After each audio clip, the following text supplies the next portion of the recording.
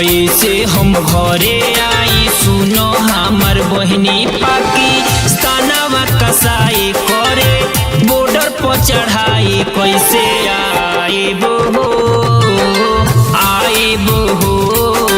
जल्दी से घरे आवा फौजी हमर भैया।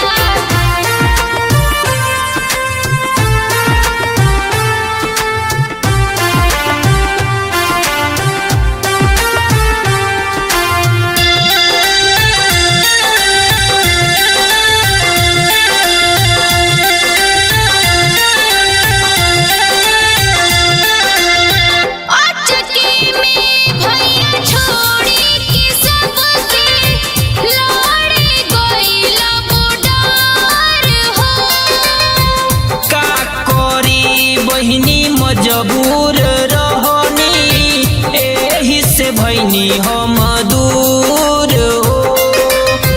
बात तू बुझ जिद मत कर, बात तू बुझ जिद मत कर, बानी हम मजबूर हो।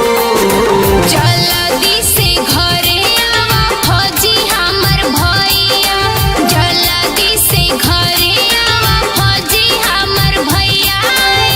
सावन के बहार रक्षा बंधन के त्योहार राखी बांधम हो। जल्दी से घरे आवा फौजी हमर भैया, जल्दी से।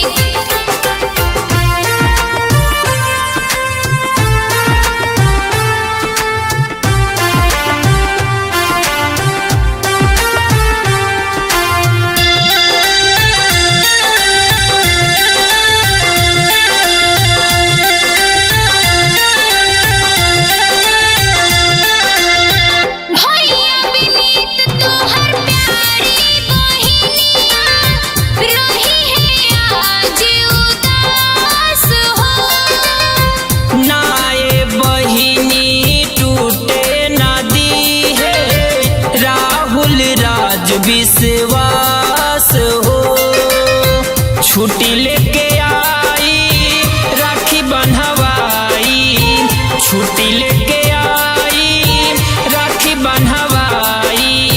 रुसजनी बहिनी